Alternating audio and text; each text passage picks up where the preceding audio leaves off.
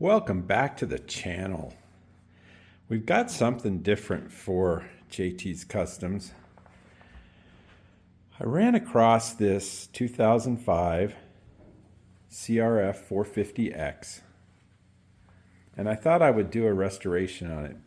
And the reason that I'm doing this is because this bike, I've had a few of these and they're just so cool. They're an electric start CRF450 with a little different transmission and a little bit different power band, but it's just an animal.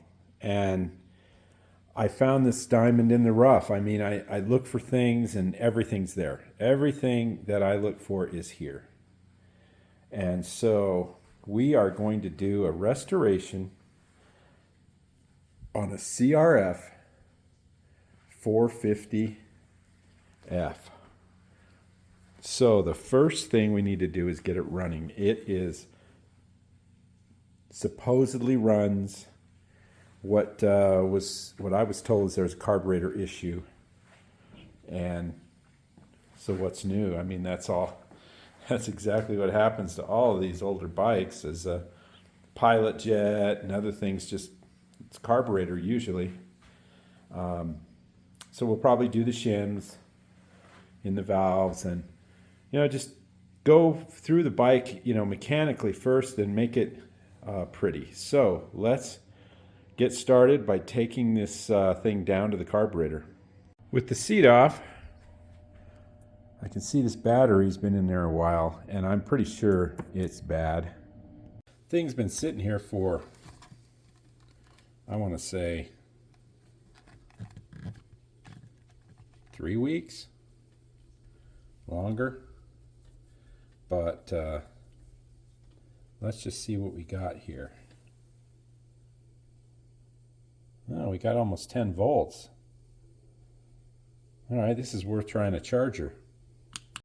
So it looks incredibly original. I see this little tie is not holding the cable over there, but this is original spark plug, coil, all this stuff here. This is what I try to look for. All this original strapping. So we're getting down to the carburetor. Part of what I call a restoration on these dirt bikes is, of course, you've got a fender that is cracked, okay? But all of this stuff, I call it Yahoo. All this Yahoo stuff here. Now I remember this. This is Tusk, I believe. Decals, all that stuff. The hand guards, the radiator shroud, works connection, and what else?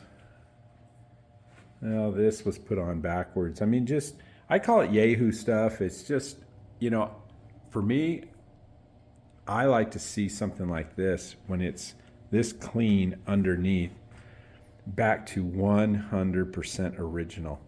And that's what we're after here. So off comes these shroud guards and these before we even get into the carburetor. I've got the carb off. And it doesn't look, believe it or not, I probably am used to such grungy stuff that to me this looks okay. I mean, of course I'm going to clean it, but when I'm pulling apart a 1970 something, this here looks like, mint condition to me. But you can see it needs cleaning. And the problem that the guy had was this right here. And I happen to have an extra one. They also put one of these aftermarket Fly Racing or something mixture screws in, and that's not good. So I might even have an OEM Honda. So the first thing to do is to tear it down a little bit and clean it. Got it all apart, And I cleaned up the body. Looking real good. And inside here is all nice and clean. I looked at the Pilot and it's got a 50 in it and it's calling for a 45. So I've got a 45 and I'll check the rest of the stuff and we'll put it back together. And looky there, I do have a brand new needle. So we're going to put that in and get rid of that aftermarket. And you can see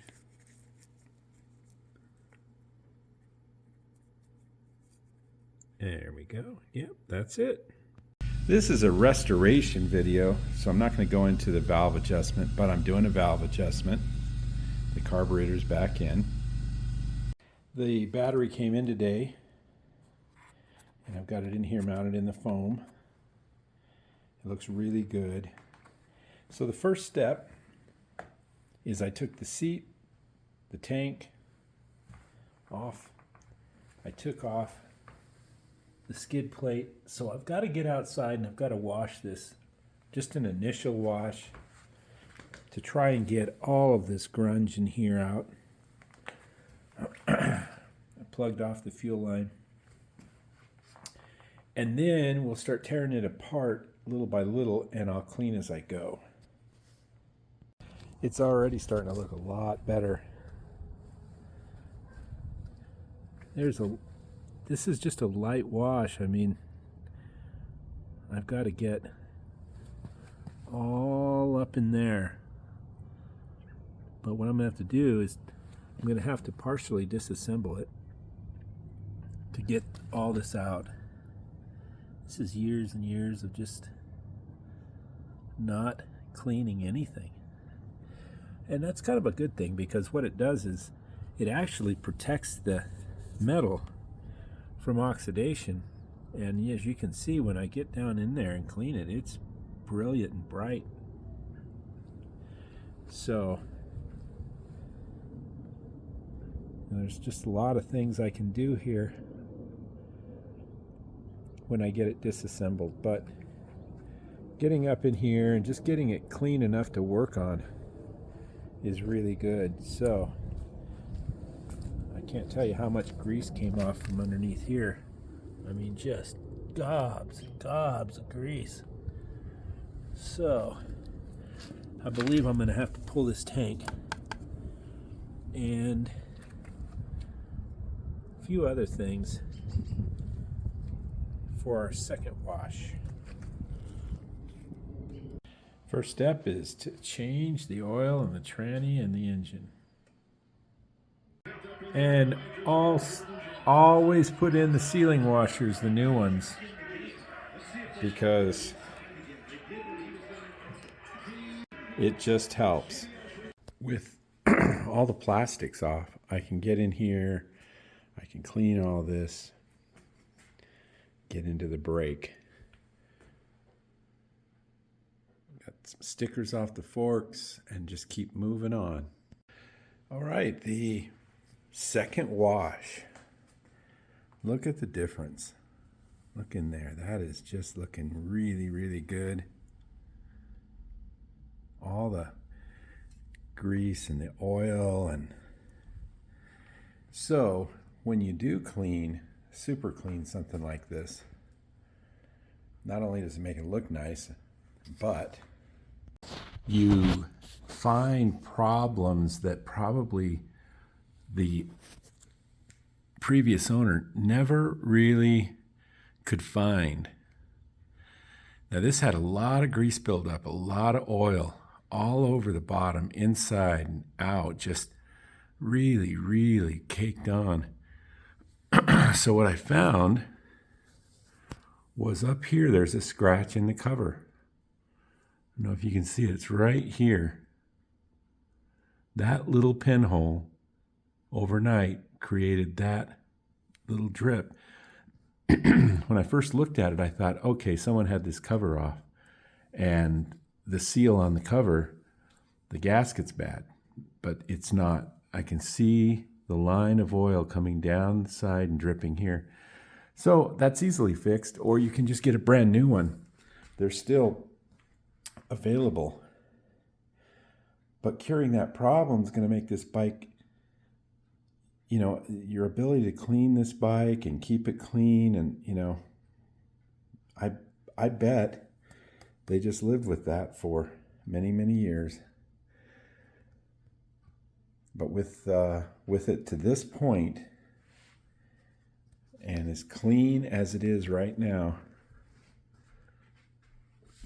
it's time to start putting it back together.